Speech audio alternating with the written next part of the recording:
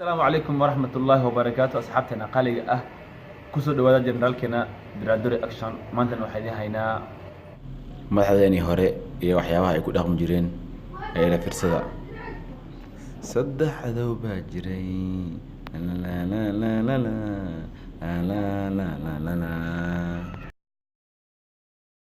saddex cadow ayaa jiray dadka soo caadibi jiray oo xiriiri galin jiray saddex cadow ayaa jiray dadka soo caadibi jiray oo xiriiri galin jiray laba waa la ciribtiray milii wax laga baray kawaataan loo kacay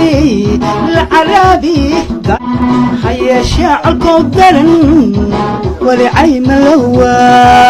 hayeeshee calkow daran